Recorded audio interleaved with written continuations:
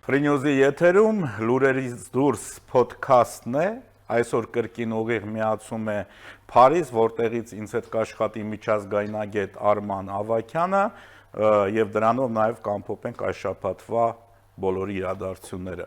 Բարև Արման ջան։ Բարև Գարիկ ջան։ Դե ինչ,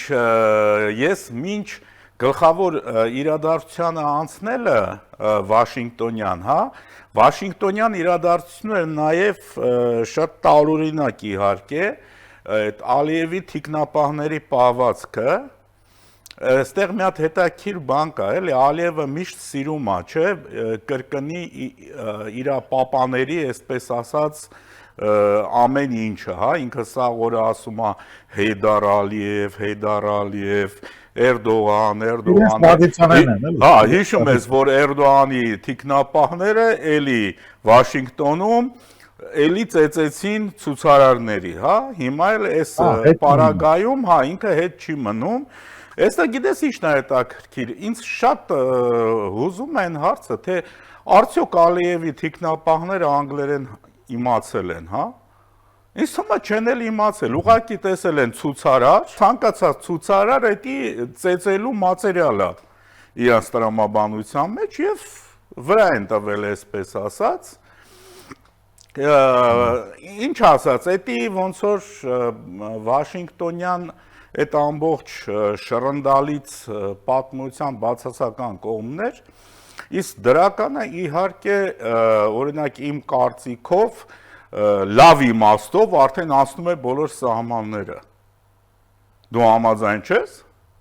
Դե գիտես ինչ կա, այստեղ մի նորաստեղծ կառույցի մասին մենք կառույցի հետ գործ ունենք, որը Board of Peace-ն է, հա, այդ խաղաղության խորհուրդ ասենք, հա, որը վերջիվերջո Թրամփը նախաձեռնեց, քանի որ հասկացավ այն, որ ՄԱԿ-ը որպես այդպիսին չի լրացնում, չի կատարում իր այդ ֆունկցիաները եւ բացի դրանից նաեւ ինչպես գիտենք բոլորս Թրամփը նաեւ խաղաղասեր է եւ խաղաղությունը իր կրեդոն է, հա, խաղաղությամբ նաեւ հասնել բարության դա իր կրեդոն է եւ այստեղ ինչ է հաճելի մեզ համար, որովհետեւ ինչ խոսք միջազգային բոլոր, ասենք, հարթակներում շատ հաճախ նաև խոսում են նրա մասին, որ դե ինչպես կարելի է ՄԱԿ-ին, հա, այդ խորհուրդը ինչպես կարող է այդ ՄԱԿ-ին հակառակ լինել կամ, չգիտեմ, ինչ-որ կոնկուրենտ ստրուկտուրա լինել, բայց պետք է մենք վերջիվերջո արձանագրենք մի բան, որ թիվ 1 գերտերությունը իր նախագահի գլխավորությամբ հավաքել է իր շուրջ երկրներ 40-ից ավելի երկրներ են ներկայացված, չէ, այդ խորհրդին, այս անգամվա Վաշինգտոնում, եւ ամենակարևորը, որ Հայաստանը առաջիններից է Ադրբեջանի հետ միասին, որը միացել է խորհրդին, հիմնադիր անդամ լինելով հանդերձ, իր օրինակով, որը ինչպես տեսանք Թրամփը բերեց նաեւ, հա, մատնանշելով 30-ամյա կոնֆլիկտի լուծումը եւ հատկապես նշեց, թե ինչ լավ տղա է Փաշինյանը, չէ, հիշում ենք բոլորս այդ փաստը, եւ վերջիվերջո պետք է ֆիքսենք մի բան, որ նախագահ Թրամփի հետ այսօր գործ ունենք մի նախագահի հետ, որը բնականաբար նախագահի այդ ինստիտուտը հասցրել է մի մակարդակի, հա, որտեղ որ պետք է բոլորը հարգեն, հա, այդ եւ ինստիտուտը եւ նախագահին եւ ինքն էլ բնականաբար մեղմ ասած դեմ չէ, որ իրեն եւ հարգեն, եւ սիրեն, ոչ մեծարեն եւ բնական ու եւ սա ինչն է շատ հետաքրքիր, որ Փաշինյան-Թրամփ այդ հարաբերակցությունը, այդ շփումների հարաբերակցությունը ես կասեմ շատ բնականորեն է ստացվում, հա, չկան ինչ որ առավել, օրինակ տեսանք ուշադրություն, եթե նկատեցիր, օրինակ Ղազախստանի նախագահը ինչպես է, չէ, ամեն անգամ ավելացնում, ինչքան դա հետաքրքիր է, ինչքան լավ է, չէ, ինչ որ սուպերլատիվ է, անընդհատ ինչ որ նախադասություններ են ավելացում, որպեսզի մի տեսակ քծնողական ֆոն ուշադրություն գրավեն, այո, ուշադրությունը գրավեն, այնինչ Փաշինյանն ու Թրամփը արդեն ուշադրությունը գրավել, վերջացել, այսօր նրանք կարելի ասել երկրներով ընկերություն են անում եւ դա արդեն նկատելի էր եւ նույն ասենք այդ ընկերության մեջ տեղավորվում է նաեւ Ալիևը։ Ես ինչքանով դա հասկացա ֆիզիկաներից, ինչքանով հասկացա ժեստերից նաեւ։ Ընդ որում գիտես ինչ, հետաքրքիր մի բան կա, իհարկե համեմատությունը սենց երկակի է մի տեսակ, բայց Թրամփը մարդա ում համար կարևոր է նաև էմպաթիան, սիմպաթիան, անձնական վերաբերմունքը եւ սա արդեն դառնում է նաև ինչ որ առումով սենց դիվանագիտական չափորոշիչ, օրինակ վերցնենք նույն Հունգարիայի ղեկավարը, հա, Օրբանը։ Օրբանին Եվրոպայում ոչ ոք չի սիրում, երևի թե աշխարհում էլ ոչ ոք չի սիրում, ավելին իր ժողովուրդն էլ չի սիրում։ Բայց Թրամփը ոնց որ թե հիմա շուտով կոնկրետներում էլ կիմանանք։ Հա, ընտրություններում է པարզ կլինի, բայց Թրամփը այդ մարդուն հավանում է եւ ոնց որ ասած ընդհանուր ինչեւ վերջերս Ամերիկան հայտարարել էր Միացյալ Նահանգները, որ եթե ֆինանսական խնդիրներ ունենա Հունգարիայի կառավարությունը, Միացյալ Նահանգները պատրաստ է օգնել։ Տես, անձնական հարթությունից խնդիրը արդեն տեղափոխվում է դիվանագիտական, միջպետական հարթություն։ Այսինքն Այս նաև պետք է չմոռանանք նշել կներես Գայգի ջան, որ նույն Հունգարիայի նախագահի դեպքում նրա քաղաքական նաև գիծը շատ ուժեղ կերպով համընկնում է Make America Great Again, այդ MAGA-ի իր այդ ստրուկտուրան, հա, ընտրողների ընտրազանգվածի քաղաքական մտքերի հետ, որտեղ ազգային մոտեցումը շատ ավելի կարևոր է, քան ինչպես ասենք, այդ միութենական իրավիճակը, որը կա Եվրոպայում։ Դե չմոռանանք, որ Թրամփը վերջի վերջո նախապատվություն է տալիս։ Իսկ Հայաստանի դեպքում մենք պետք է նաև այդ նշենք, որովհետև քիչ թե շատ մենք մեկ-մեկ ոչ մեզ պետք է թերագնահատել, բայց նաև պետք է գերագնահատել, բայց նաև այս պարագայում պետք է թերագնահատել, որովհետև ազգային ինքնության մասին է խոսք, իսկ Հայաստանը այդ ազգային ինքնությունը ունի եւ այդ ազգային ինքնությունը դա պատմությունից ի վեր իր հետ բերել է եւ այդ ազգային ինքնության վրա նաև ավելանում է քրիստոնեությունը որպես հա չմոռանանք Ռուբիոն քրիստոնեության մասին ինչպես խոսեց Յուխենում իր ամբողջ Վենսը շատ հրաշալի կերպով տեղավորվում, այսինքն Հայաստանը վերգտնում է իր տեղը, այսինքն ազգերի մեջ առաջինը, որը քրիստոնեությունը ընդունեց որպես պետական կրոն եւ որտեղից գնաց այդ իմպուլսը, հա, դեպի քրիստոնեության տարածումը ամբողջ Եվրոպայում, Հայաստանը առաջինն էր եւ գալիս ենք էլի որ ասում ենք սկսենք սկզբից եւ Հայաստանը վերգտնում է իր տեղը, իր սիմվոլիկ տեղը, իր առաջին քրիստոնյա եւ խաղաղասեր, խաղաղատենչ եւ խաղաղությանը միտված իր գործողություններով եւ այդ խաղաղության այդ բորդը, հա, այդ խաղաղության այդ խորհուրդը իր ազդեցիկ տեղն է տալիս նաեւ Հայաստանին եւ դա կարելի է նաեւ հպարտությամբ նշել եւ չխառնվել, որովհետեւ գիտես շատ հաճախ նորից է կրկնվում երևի թե, բայց մենք կարող ենք հանդիպել մի այսպիսի դիսկուրսի, որ դա շատ ամերիկյան մոտեցում է, դա երկարակյանք չունի, ես դրան չեմ հավատում։ Ամերիկայի Միացյալ Նահանգները նրանք մասնակցել են եւ Եվրոպայի վերականգնմանը եւ շատ ուրիշ երկրների, որոնք ունեցել են դրա կարիքը, Ամերիկայի Միացյալ Նահանգները կանգնած են եղել եւ երկրները առաջ են գնացել եւ այս պարագայում մենք վերջի վերջո վերգտել ենք ազատվելով որոշ չափով նաև մեր կապանքներից վերգտել ենք այն տեղը, որտեղ հայ ժողովուրդը Հայաստանի Հանրապետությամբ իր կայացած իր պետությամբ գրավում է այն տեղը, որտեղ պետք է լինի պետությունների մեջ, այսինքն աշխարհի մակարդակով պետությունների մեջ։ Այսօր ես ուզում եմ, որ մենք ես կուզեի, որ մենք շատ արագ վարժվենք դրան, որ սա բացառիկ բան չէ, որ մենք բացառիկ ազգ ենք, որ մենք ոչնչով հույներից, եվրոպացիներից հետ չենք եւ եթե աշխարհակաղակական կամ ընդհանրապես պատմությունը այնպես է սարքել, որ միշտ փորձել են մեզ նեղել, միշտ փորձել են մեզ իշխել են, միշտ փորձել են մեզ սպանել են, բայց վերջո չեն կարողացել եւ այսօր չնայած այդ բոլորին, չնայած այդ ամեն ինչին, մենք դեպի խաղաղության գնացող ազգություն ենք եւ խաղաղություն տենչող եւ խաղաղությանը հասնող պետություն։ Այո։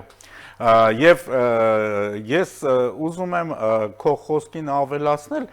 մի տեսակ հետաքրքիր քիմիա կա Հայաստանի եւ Միացյալ Նահանգների միջև։ տես Հայաստանը անկախանալուց հետո անգամ ամենաշատ ներդրումները, օգնությունները երկրաշարժից հետո սկսած նաև այդ ամեն ինչը փաթեթներով միշտ եղել է Միացյալ Նահանգների կողմից։ Առանց դիմացը մի բան պահանջելու, հիշենք ամերիկյան ինչքան կազմակերպություններ էին աշխատում, նույն Լևոն Տեր-Պետրոսյանի, Ռոբերտ Քոչարյանի, անգամ Սերժ Սարգսյանի օրոք Հայաստանում։ Դա էլ չմոռանանք։ Այո, այդ ներկայությունը միշտ եղել է, միշտ եղել է, այսինքն, հա, ոնց որ Միացյալ Նահանգները միշտ փորձել են մեզ ասել, որ գիտեք ինչ, թեկուզ մենք հեռու ենք, բայց մենք ինչ որտեղ մոտիկ ենք ձեզ։ Եվ ես ուզում եմ հիշեցնել նաև առաջին հանրապետության, մենք մի անգամ դրա մասին խոսել ենք, հա, առաջին հանրապետության առաջի այդ երբ որ ծանր վիճակում էր գտնվում Հայաստանի Հանրապետությունը,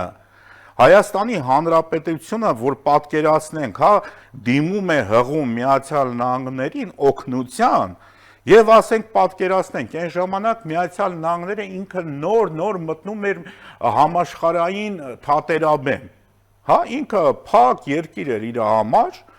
եւ առաջի համաշխարհայինով ինքը ցույց տվեց, թե ով է Միացյալ Նահանգները, բայց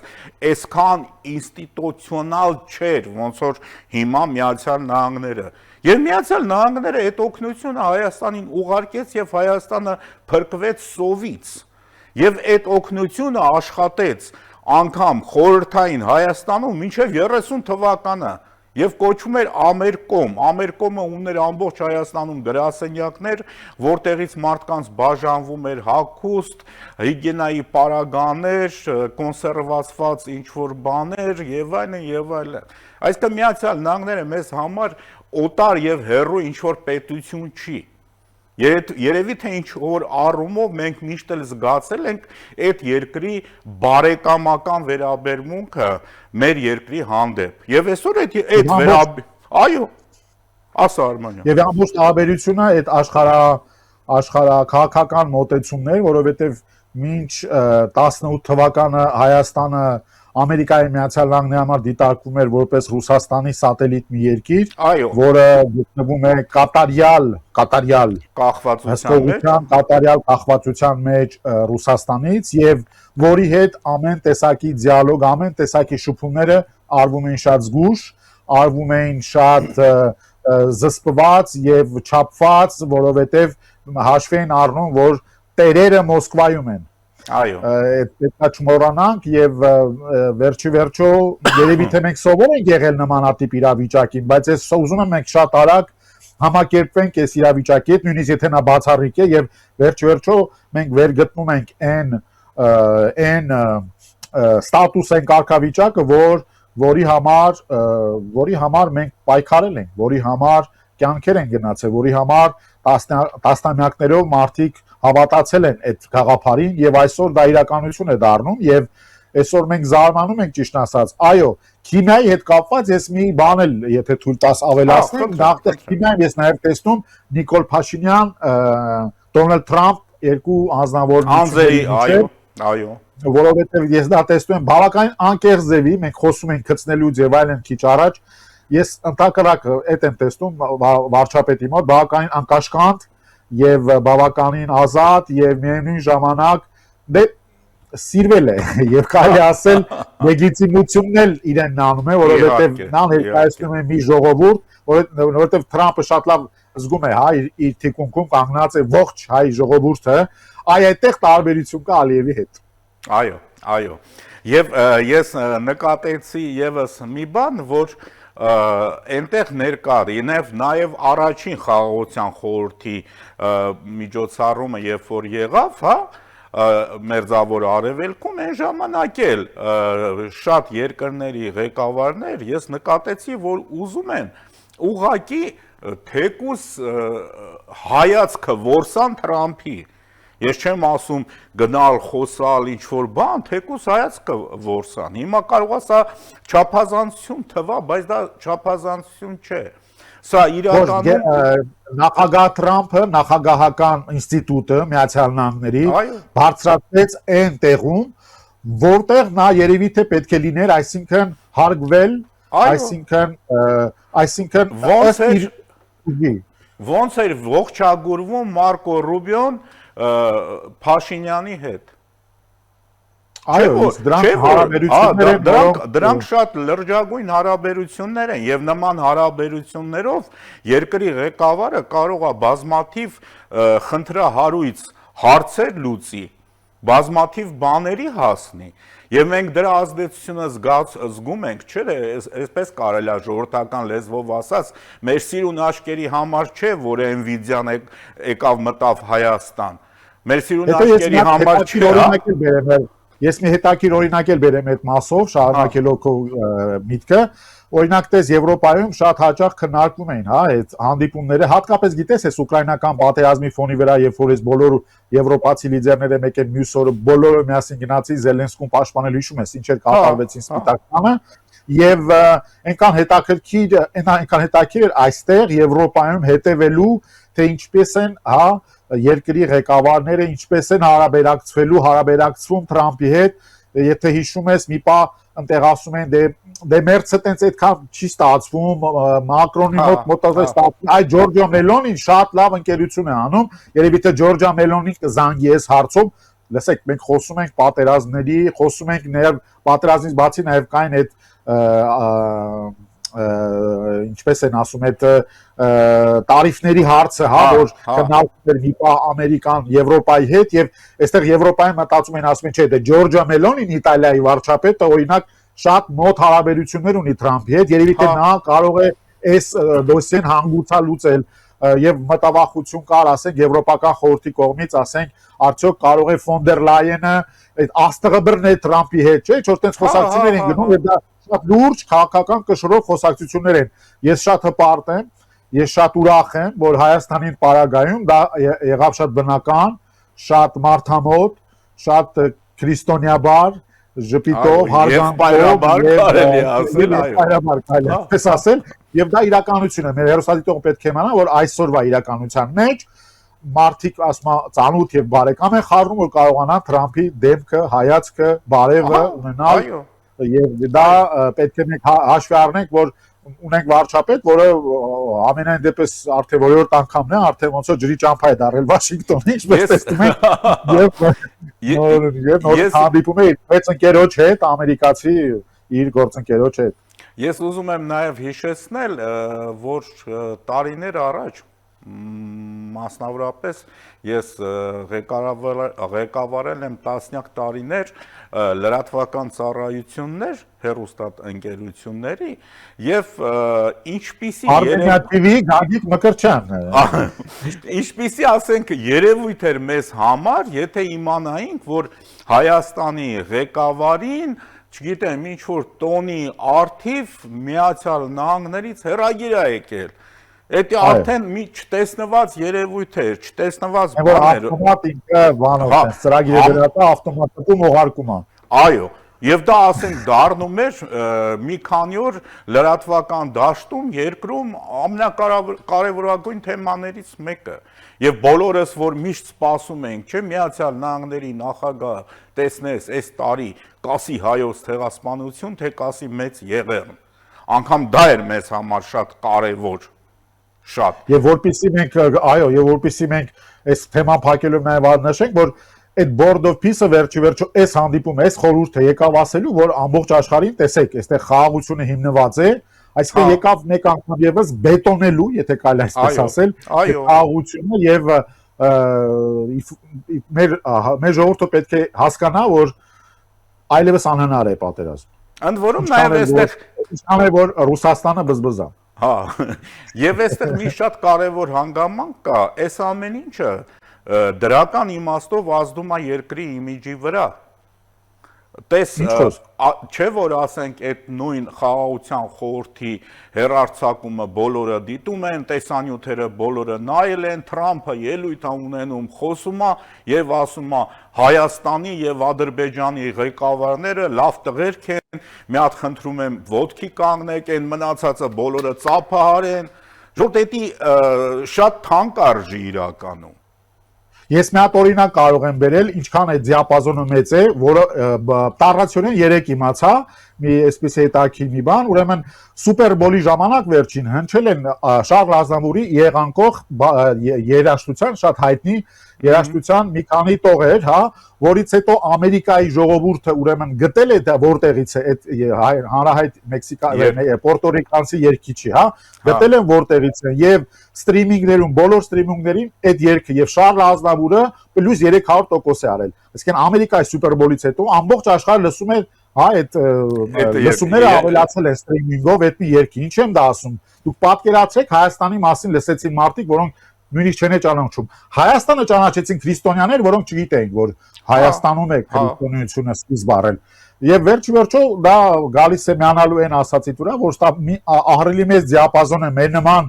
դեռ չճանաչված երկրի համար, քողարկված երկրի համար, որին տենց բոլշևիկյան, տենց շղարշով քողարկվել ենք, հետո Ռուսաստանի թասի տակ, այսպես, հա, Ռուսաստանի տակ չենք էլ երևում եւ հիմա մեր ինքնությունը, մեր ազգային արժանապատվությունն, ասենք մեր պատմությունը եւ մեր վերջիվերջո մեր քաղաքակրթությունը, մեր հայկական քաղաքակրթությունն է հարգվում նաեւ։ Այո, եւ իհարկե այս ամեն ինչը գալիս է նորից հասնում է այն կետին, որ մենք արժևում արդեն գրեթե բան չի մնացել, ունենք ընտրություններ, ունենք ճակատագրական ընտրություններ եւ մեր ժողովուրդը ամեն ինչ պետք է անի, որ չկրկնվի Լևոն Տեր-Պետրոսյանի ժամանակվա իրականությունը։ Ես ինչ եմ սա ուզում ասել, ժամանակին ես 88 թվականին ուսանող ժամանակով, հա, ուսանողի այդ ժամանակ մասնակցել եմ նաև Արցախյան, Ղարաբաղյան այդ ցույցերին, շարժման առաջի օրերին, եւ հիշում եմ, որ այնտեղ անընդհատ գալիս էին, ամեն օր գալիս էին Բալթյան երկրներից ակտիվիստներ, որոնք ուզում էին շոշափել իրավիճակը, հասկանալ, թե ինչպես են անցկացնում միտինգները, երկիրը, իշխանությունները այդ երկրի ինչ քայլեր են ձեռնարկում, եւ ես հիշում եմ, մենք իրենց հետ շփվում էինք, իրենք անդադ ասում էին, դուք այնպիսի, ուզում եմ ես ռուսերեն մեջբերում անեմ, ստարտովի կապիտալ ունեք, որ երբ որ լիակատար անկախությունը հռչակեցիք, Հայաստանի հետևից հասնել չի լինի։ Ու հետո մենք տեսանք, թե ինչ եղավ մեր ստարտովի կապիտալի հետ եւ ինչ եղավ Բալթյան երկրների հետ այսօր։ Ինչ խոսք, եւ երբ որ մենք դու նշեցի ճակատագրական բառը, Գագիկ ջան, մենք ինձ թվում է հերոստատիտողները պետք է հասկանա եւ հասկանում են վերջիվերջո, բայց պետք է մատնանշենք, որ մենք սա մենք վախի մտնոլորտում չենք եւ ոչ մենք վախ ենք անում, ոչ անհանգստություն ենք սեմանում, այլ համոզված կերպով, չէ՞, մենք վերջիվերջո մենք եւ ես եւ դու մենք մեր երեխաների աչքերին կարողանալու ենք, չէ՞, նայել տարիներ հետո եւ ասել, որ մենք չենք խաբել, որ մենք մեր ժողովրդի հետ ենք եղել եւ ճիշտ նայել ենք ժողովրդի հետ միասին դեպի իր պայծառ ապագան, եթե կարելի այսպես խոսել, պաթոսային դա թող չհնչի, բայց հանիրավի այսօր մենք ճակատագրական օրեր են մեր սպասում, որովհետեւ մի կողմից ունենք, ինչպես նշել էի, մի 3 գլխանոց, մի վիշապ, հա, մյուս կողմից ունենք պրոգրես, առաջընթաց եւ խաղաղություն, որտեղ մեր մարդիկ ասում են դե խաղաղություն, արժանապատիվ, լսեք, խաղաղությունը ըստ էության նա երբեք չի կարող 100%-անոց արդար եւ արժանապատիվ լինել։ Հա, դա անհնար մի բան է։ Խաղաղությունը դա կամքի ուժի, երկու երկրների կամքի ուժի միջոցով ստեղծված մի համաձայնություն է, որը մեր պարագայում հավատացած եղեք, ոչնչով նման չի այն ինչ որ եղավ, օրինակ Գերմանիայի դեպքում առաջին համաշխարհային պատերազմում, որը ծնեց իր հետևից երկրորդ համաշխարհային, հա, դրա արդյունքները, այլ ունենք մի խաղաղություն, որը այսօր մեզ հնարավորություն է տալիս եւ պահպանել մեր պետությունը, եւ առաջընթաց ապրել, եւ այսօր մեր ձեռքերում է, մեր ժողովրդի ձեռքերում է ընտրությունների միջոցով, որովհետեւ վերջիվերջո Գագիկ ջան, դու էլ կարող դու դա տեսնում ես տեղում, ինչքան հին են այդ բոլոր գաղափարախոսությունները, որ գալիս են Ռուսաստանից։ Մենք մեր ասում ենք այդ հյուսիսային բարեկամ եւ այլն, լա եկեք բարերը կոչենք վերջ-վերջո իրենց անուններով։ Դրանք ռուսական սոուսով, հա, այնց մալասոլնի, չգիտեմ էլ ոնց ինչպես ասենք, որ լրիվ ռուսական ստացվի, գաղափարախոսություններ են, որոնք գալիս հասնում են մի պատի։ Այդ պատը կոչվում է, ասենք, Իզգոյ Ռուսաստան, որը այսօր խնդրում եմ մեր ժողովրդին նայել, որն է Ռուսաստանի այն դաշնակիցը, որը լավ է, հաջողություն ունի, առաջընթաց երկիր է։ Արդյոք կա այդպիսի երկիր։ Կա, մի երկիր կա, եւ դա Բելարուսն է, որը այս պատերազմի շնորհիվ շատ լավ է ապրում, որտեղ Ռուսաստանը մնացել է մենակ բելարուսական տրակտորների եւ կարտոֆիլի հույսին, հա։ Դրա համար շատ ուրախ է Լուկաշենկոն, հաճույքով իր եղած չեղածը վաճառում է Ռուսաստանին։ Առաջիններից մեկն էր, չէ՞, որ հայտարարեց ձեռքը բարձրացնելով պիոների նման, Թրամփին հայտարարեց, մենք միանում ենք խաղաղության խորհրդին, պատրաստ են գալ ստորագրելու։ Եվ ինչ, եւ Միացյալ Նահանգները վիզա չտվեց բելարուսական պատվիրակությանը։ Ուզում ասեմ, տեսեք, Ռուսաստանի դաշնակիցներին նույնիսկ ամերիկան վիզա չի տալիս։ Թեկուզ Թրամփի կազմակերպությանը միանալու համար։ Անգամ դա էլ չօգնեց։ Լսեք, այսօր այստեղ ընտրությունը շատ բարձր է։ Արդյոք մենք միանում ենք մի ագրեսոր երկրի, որը այսօր այնքան է մխրճվել իր սխալ աշխարհաքաղաքական արված գործողությունների մեջ, ծայրից ծայր սխալ գործողություններ են, հա, եթե որ նայում ես, ես կողքից նայում ես, հա, մենք ուզում ենք ՆԱՏՕ-ից պաշտպանվենք, ՆԱՏՕ-ն ավելի մեծացավ, հա, իր սահմաններին ավելացեցին երկու երկիր, եւ այսպես շարունակ, այսինքն ձախողումների մեջ ձախողված եւ ձախողակ իշխանություն ունեցող մի երկրի հետ ինչ եք ուզում մենք գնանք կորենք անդունդը, իհարկե ոչ։ Դրա համար էլ այո, ճակատագրական են այս ընտրությունները եւ ես մի անգամ նույնիսկ չեմ կասկածում հայ ժողովրդի խելամտության վրա, վերջի վերջո։ Եվ ես էլ, քանի որ մեր եթերաժամը սպառվեց, ես էլ ուզում եմ առաջարկեմ մեր ընտրողներին, որոնք ապագայում պետքա գնան ընտրության իրենց քվեն տալու, թող իրենք որոշում կայացնեն, ինչ են ընտրում։ Ընդ որում անձերն էլ անգամ թողնենք մի կողմ, ընտրում են զարգացումը, երկրի հզորացումը, երկրի խաղաղ ապագան, թե ընտրում են ոչ մի բան չասող, ուղղակի օճառի պղպջակ հիշեցնող ինչ որ բաներ։ Չէ՞ որ շատ ռեալ է սա։ Անձերի խնդիր չէ սա, բնականաբար անձերը գիտենք ովքեր են։ Շատ լավ գիտենք ովքեր են անձերը, շատ լավ տեսնում ենք, հա, այդ ռուսամետ ուժերի անձերին, որոնց եւ անցյալը գիտենք, եւ ներկան, եւ կանխորոշում ենք նաեւ նրանց ապագան, որովհետեւ մարդիկ չեն կարող, հա, 24 ժամում կամ այդպես միանգամից փոխվել եւ վերափոխվել, հա, եւ մեկ էլ հոп, մեկ էլ դառնան դեմոկրատ, մեկ էլ հոп դառնան, չգիտեմ, ցիվիլ եւ եվրոպամետ կամ զարգացած, այլ ոչ թե Ռուսաստանին կցված։ Եվ այդտեղ, ինչպես նշեցիր, այո, պետք է ընտրությունը կատարել դեպի առաջընթաց, թե դեպի ստագնացիա եւ մխրճվել, հետ գնալ նորից այդ անցյալը, որտեղից ոնց որ թե պրծել ենք։ Այո, շնորհակալություն Արամ ջան։ Արման ջան։ Դե ինչ, հիշեցնեմ, որ Երևան-Փարիզ ձևաչափով մենք կրկին միացել ենք եւ զրուցում ենք միջազգայնագետ Արման Ավագյանի հետ։ Ամենաբարիք ձեզ։